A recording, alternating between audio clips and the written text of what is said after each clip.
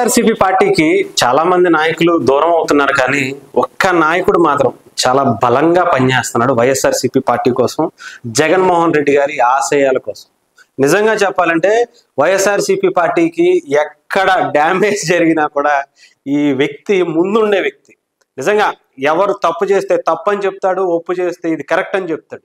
అంటే అంత ధైర్యంగా జగన్మోహన్ రెడ్డి గారు కూడా మాట్లాడలేని టైంలో ఆయన పార్టీ కోసం నిలబడి పోరాడుతున్నటువంటి వ్యక్తి. స్టిల్ ఈ రోజుకి కూడా ఎంతమంది నాయకులైనా పోనివ్వండి, కానీ సీమరాజా అనే వ్యక్తి జగన్ వెంట ఎప్పుడూ ఉంటాడని మరొకసారి నిరూపించాడు. ఇక్కడ నిజంగా ఆయన గురించి చాలా చాలా చాలా మంది ఇష్టం వచ్చినట్టు మాట్లాడుకుంటారు, కానీ ఆయన మాటలు వింటే కనీసం నిజంగా వైఎస్ఆర్సీపీ పార్టీకి, జగన్మోహన్ రెడ్డి గారికి ఎంతో మంచి పేరు వచ్చేదనిపించింది.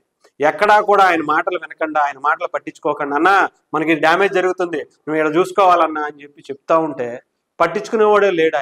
ఆయన ఏదో చిన్న ఇదిగా చూసుకుంటా వచ్చారు, కానీ నిజంగా ఆయన మాటలు చాలా మందిలో ఆలోచింపజేసే విధానం కూడా ఉంది.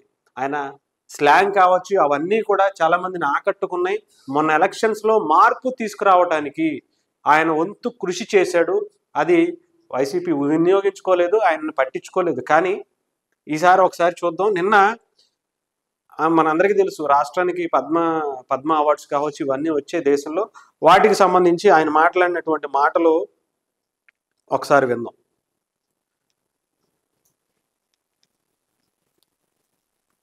ఈ ప్రెస్ మీట్ పెట్టడానికి గల ముఖ్య కారణం ఏంటంటే, ఈ రోజు రాత్రి మనకందరికీ కూడా తెలిసినటువంటి విషయం ఏంటంటే, నందమూరి బాలకృష్ణ గారికి పద్మ విభూషణ ఏందో మనం అనుకుంటే మనకు అంత దూరం కూడా తెలియదు.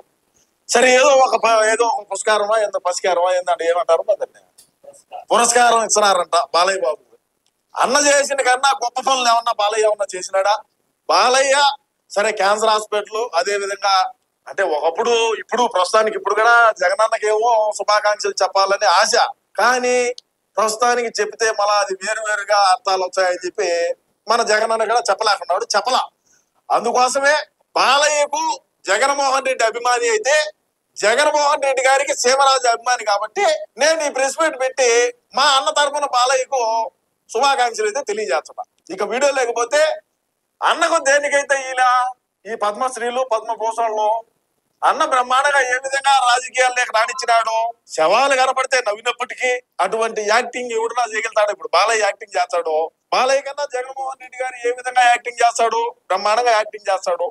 అదే విధంగా బాలయ్య సినిమాలు అయితే మా కడప టౌన్ ప్రెసిడెంటే కదా జగన్మోహన్ రెడ్డి గారు. బాలయ్య నిజంగా అంటే ఇంతకన్నా అద్భుతమైనటువంటి యాక్టర్లు ఉంటారా? అలాంటి వ్యక్తికి మరి ఆయనకి ఎందుకని పద్మభూషణ్ కానీ మిగతా పద్మ అవార్డ్స్ కానీ ఇవ్వలేదు? ఆయన ఏం తక్కువ చేశాడు? శవం చూస్తే ఎంత అద్భుతంగా నటిస్తాడో ఆయనకు తెలుసు. సో ఇలాంటి వ్యక్తిని నేషనల్ కాదు, ఇంటర్నేషనల్ అవార్డు రావాలి అని చెప్పి సీమరాజు గారు కోరుకుంటున్నారు. డెఫినెట్గా నాకు కూడా అనిపించింది, అందుకే ఈ వీడియో అయితే చేస్తున్నా.